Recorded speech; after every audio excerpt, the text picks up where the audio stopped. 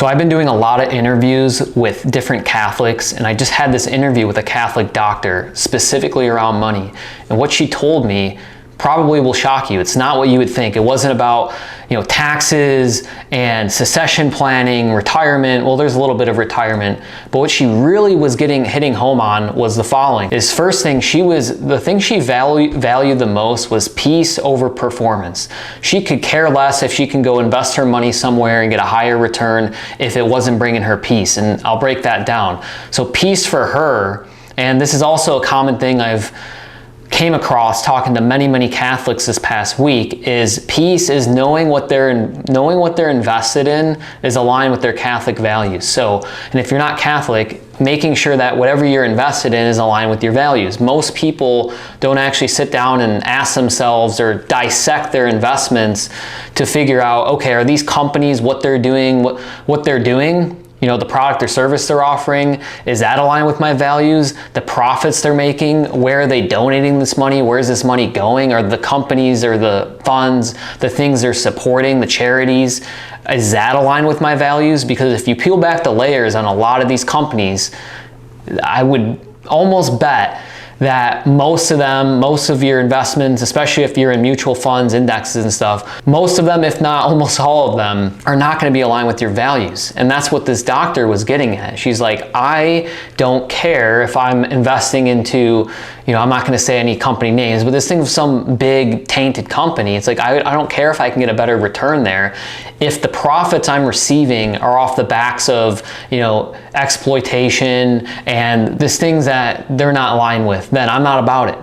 So that was the biggest thing for her, was I would take a lesser return that would give me peace of mind if the company or the investment, whatever it is, doesn't have to be like a stock or a company, whatever the thing is aligned with my values.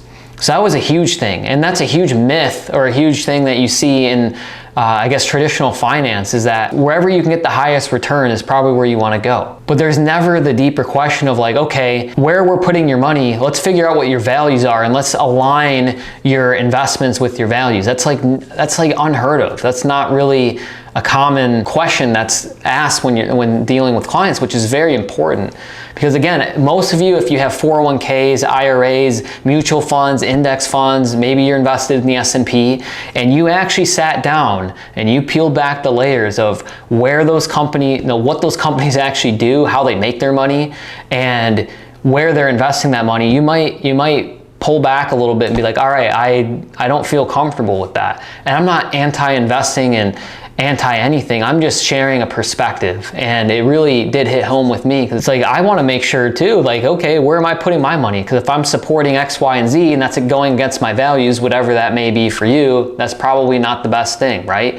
So that was the biggest takeaway from that whole interview, was peace over performance. The second thing, the values aligned investing. I mean, that's really big, and it's not just investing, just wherever she's putting her money, because it was a financial interview, so it was all money questions. Or the second thing to that is like, yeah, not just investments, but where she wants to put her money, is it aligned with her values? So a big part for her, this leads into the third thing, and I'll tie them together, is her number one fear about money. Guess what it was? It wasn't taxes, it wasn't not making enough money or running out of money. For her specifically, it was, when I go to retire, if the market crashes. And that's a pretty common response from people, especially once they get closer to retirement. It's like, my biggest worry is, okay, I built up this nest egg of, X amount of money. What happens when I go to retire, the market crashes? I'm not even saying it's like 2008, but what if it was, the market dropped 10% and you go to retire that year? I mean, that 10% drop is going to affect your retirement plan, or what you had in place if you did have a plan in place. So that was her number one fear, is like, okay, I go to retire, market drops. So her thing with that too was, okay, what are some things I can add to my portfolio that are going to give me more peace of mind? So in addition to what we talked about initially with, okay, investing in things that are aligned with my values, the other thing was, okay, what's outside of the market that aligns with my values, and also doesn't have the market fluctuation, or it doesn't have the variability or the unpredictability of the markets.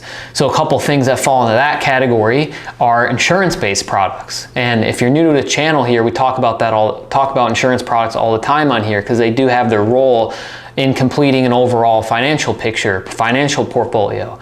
So in her case, it's like, okay, I'm willing to make less returns by investing in companies that align with my values, and I also want to have some money, a bucket of money that's outside of the market, that's safe, it's guaranteed, and I can access it. So that's where like whole life insurance comes into play. And then not in terms of access, but in terms of safety and guarantees, that's where annuities come into the picture. And that's where, you know, another conversation to be had is like, okay, with your certain bucket of money, with your guaranteed bucket of money, is that enough? Do you have enough money in there to cover your minimum expenses?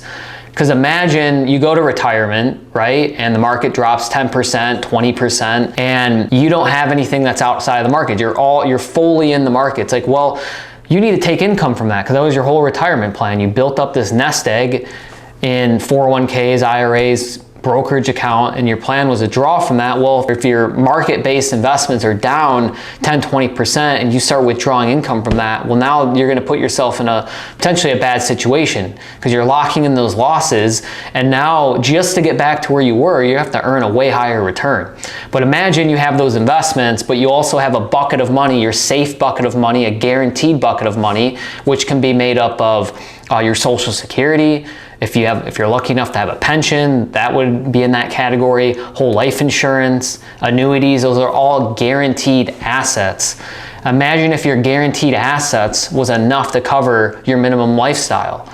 So if your minimum expenses are $6,000 a month, and you have enough guaranteed income coming in from those other assets that we just talked about to cover that, then you're in a really good position, because when the markets go down, you don't have to panic and lock in those losses. You don't even need to touch those investments.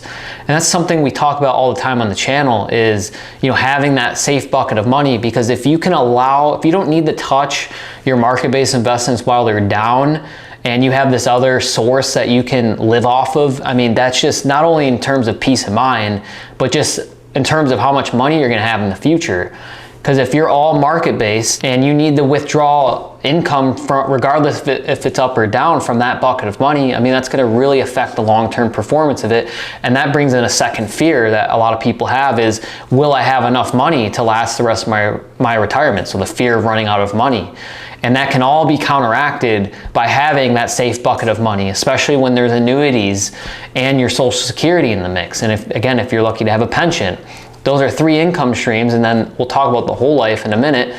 If those 3 income streams can match your guaranteed expenses, I mean, you're golden. And obviously we're not gonna, you gotta factor in inflation and things like that. But that also, and it doesn't, even if you're not able to cover all of your minimum expenses with just guaranteed income, if you can get as much as possible, 75%, 90%, even 50%, you're in a much better spot in terms of needing to draw from the market-based investments while they're down. You're going to be eliminating the damage, is essentially what I was getting at there. So that's just something to think about. And then with whole life insurance, there's no guaranteed income stream for that per se, like an annuity or your Social Security or a pension if you're lucky, but whole life insurance, the guaranteed asset. So it's guaranteed to go up in value every single year. You're going to have a cash value inside of that you can access at any point in time. So an example is, if you had $100,000 in the cash value of your whole life insurance policy and the market takes a dump and you need $40,000 of income, well, instead of withdrawing $40,000 from your 401k brokerage account, wherever you were going to get that, wherever you were planning to take that income from, you can let those market-based investments sit and recover, and then borrow against the cash value of your whole life insurance policy, $40,000 in this case, and use that to supplement your retirement income. So that's where whole life insurance can be a very powerful volatility buffer, is what I like to call it. A lot of other people call it that as well. But if you can pair that up with annuities, Social Security, and pension if you're lucky, I mean, it's a good spot to be in. So anyway, fear of market crash was one of the biggest things that she was worried about financially. She already had a CPA that was really, really good, helped her save thousands and thousands of dollars. She has a really good financial advisor. And the big thing I wanted that actually stood out about that, and this might be something you want to look into, is making sure all of your advisors are on the same page. If you have an insurance professional, financial planner, you've got an estate attorney, you've got your CPA, you want all of these people should be working for you as a team. If you think of a football team, you should have a football team, or whatever sport you want to use. For the analogy, you want to have this team of people that they all know you, they all know about your values, what you stand for, what you don't stand for, so that they can come together and craft a plan that's going to help you the most.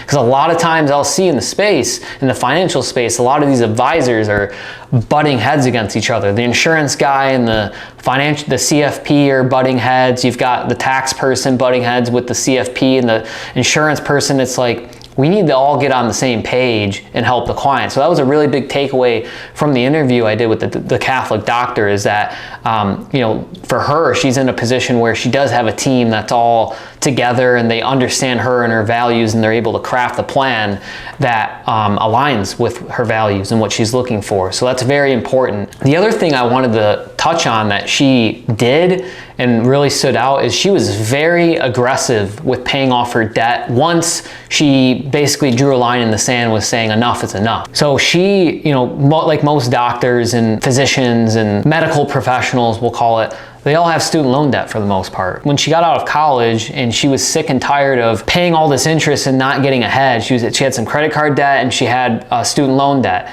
And she said to me, she's like, yeah, I was paying this interest on it and it was not moving the needle at all. Like, I was not getting ahead. And then she's like, I make too much money to feel broke and to be broke. And that's where she drew a line in the sand and started budgeting and started cutting things out and started really attacking the debt that she had. And then over time, after doing that, it's kind of like the Dave Ramsey snowball method is essentially, she didn't say that, but that's essentially what she was doing, it sounded like. But she prioritized paying off her debt. And again, it goes back to her overarching goal of peace.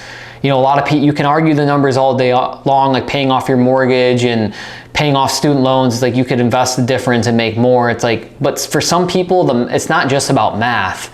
It's about having that peace of mind, and you can't put a price on peace of mind.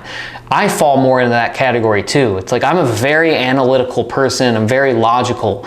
But for some things, it's like, okay, the math, yeah, it pencils out. It doesn't make sense from a math standpoint to do X, Y, and Z, but from a peace of mind standpoint, I'm absolutely doing it.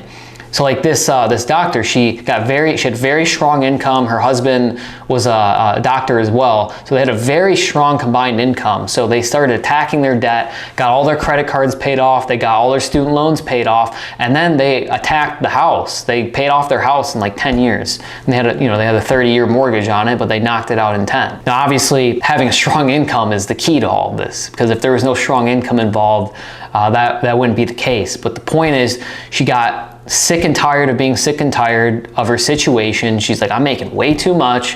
What is going on here? And that's the last thing. She sought out help.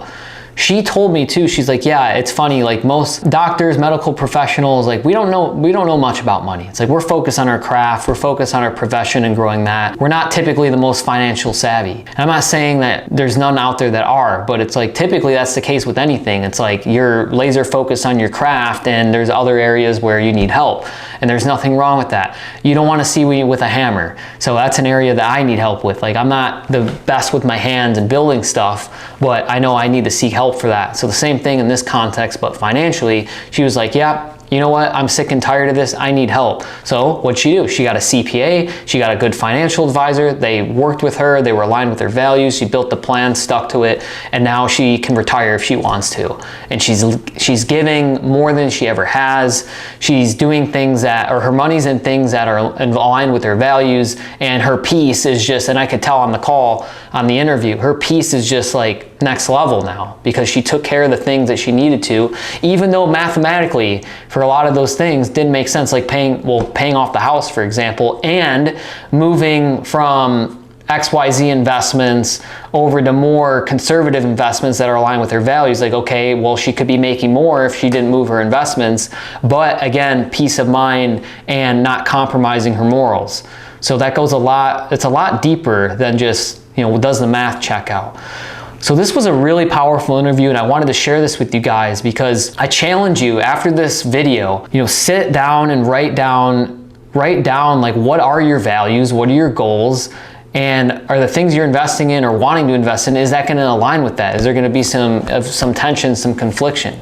Because the last thing you want is to make money and to do what society wants you to do, and then you have regret because like, actually something was pulling me the other way. Like, this does not sit right with me, whatever that may be.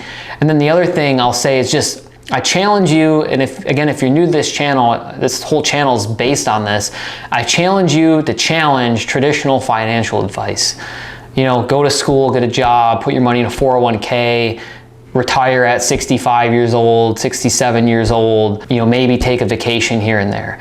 I challenge you to challenge that status quo and really just get around people who are gonna understand you, what you want, your values, and align things to that. It's all backwards. It's like there's no blanket cookie cutter approach that works for anyone. But if you get clear on your values and what you want, it's a lot easier to have that filtering system to say nope, nope, nope, yes. So if you have, if you're very clear on that, it's gonna make decision making a lot easier and save a lot of time and energy. But anyway, hope you got value from the video. In the description of the video, you'll see my calendar. If you want to book a day and time with me to chat about your finances, you can go there. And then next, there's going to be a recommended video. Click on that and I'll see you there.